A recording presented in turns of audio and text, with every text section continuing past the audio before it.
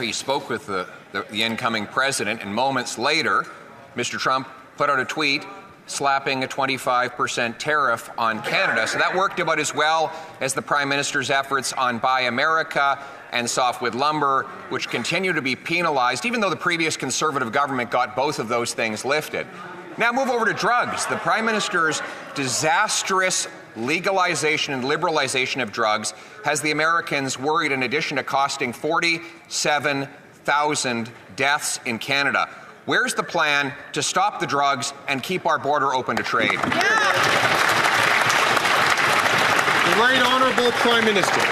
Mr. Speaker, once again, the Leader of the Opposition is just making stuff up. I clearly spoke with the President of the United States an hour and a half after he put out his suggestion on tariffs. The reality is we're going to continue to work constructively with the incoming administration to protect Canadian jobs, to protect Canadian growth, to take the responsible approach that isn't steeped in partisanship, that pulls together the Team Canada approach that stands up for Canadians instead of throwing our arms up and saying all is broken like the Leader of the Opposition.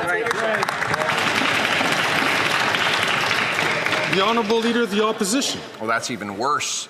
The statement went out promising tariffs before they even got a chance to speak. It's kind of like him backing down on Buy America and backing down on softwood lumber, Mr. Speaker. Now let's move to the tariffs the Prime Minister wants to impose on our economy. Quadrupling the carbon tax to 61 cents a litre would cripple our economy. New tax increases on work and energy would do likewise, sending hundreds of billions of dollars south of the border. Now that Canadians are facing this economic crisis, will he at least cancel his plan to hike taxes so we can save jobs? The Right Honourable Prime Minister. Speaker, we see once again the Leader of the Opposition flailing and inventing stuff to try and fit his preferred attacks into his priorities. The reality is we're going to continue to work constructively with the incoming administration to do what Canada and the U.S. have always done, create prosperity together, protect jobs on both sides of the border as we grow the economy. When it comes to drugs, Mr. Speaker, we've taken serious steps on that and we'll continue to. If the Leader of the Opposition is suggesting he wants to recriminalize marijuana, let him just say that. That's right. What? When did he was talking about the carbon tax, man. Order!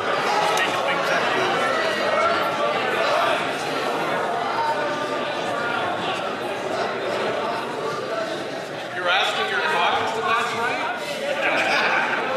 Order. L'honorable député. The Honourable Member for Belleuil-Chambly.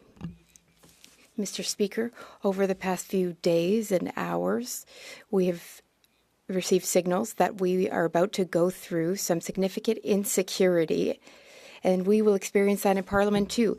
There's protectionism, there is rather strong diatribe, strong choice of words. Now is the time to unite people, to make people feel safe, especially economically. We should support the most fragile and the most vulnerable in our society. The Prime Minister, is he willing to reconsider his rebate plan so that seniors can feel that they are economically and financially secure? The Right Honourable Prime Minister. Mr. Speaker, Canadians are struggling to make ends meet. We're aware of that. That's why we're offering a tax break to everyone for the next few months on groceries, on clothing for children, on all sorts of items that Canadians buy regularly. We're also looking into ways to acknowledge that workers in this country have carried a heavy burden the past few years. They have protected our economy. We want to protect the economy. We want to protect them and their loved ones. We want to acknowledge the hard work of hardworking Canadians. The Honourable Member for Belleuil-Chambly.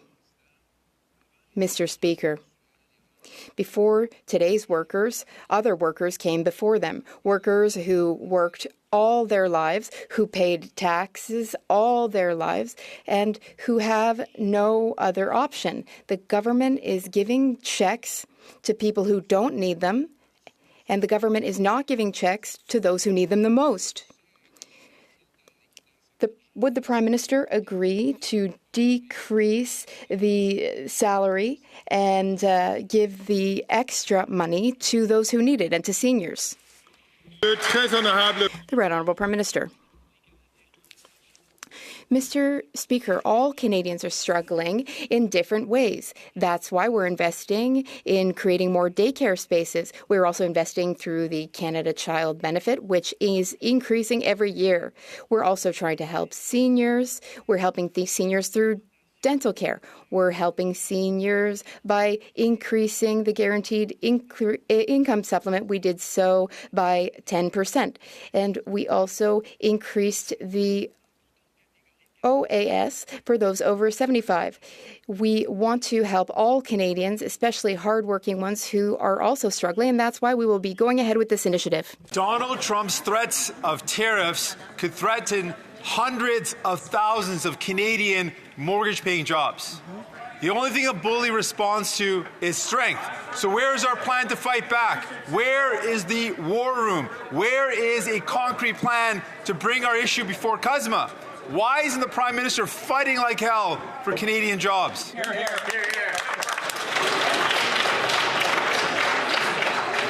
The Right Honourable Prime Minister. Mr. Speaker, rather than panicking, we're engaging in constructive ways to protect Canadian jobs like we have before.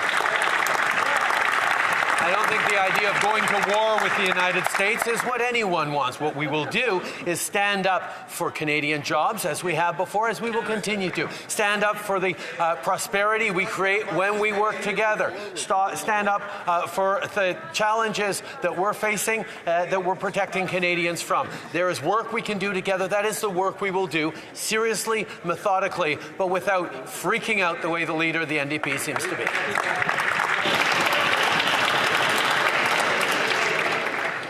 L'honorable député de Burnaby. The Honourable Member for Burnaby South. If the government ignores this problem, they need to take it seriously. They can't afford another letdown.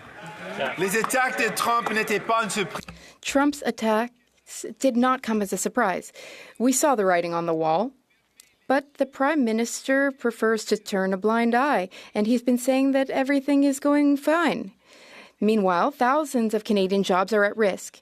Why hasn't he done anything about Donald Trump's threats? The Right Honourable Prime Minister.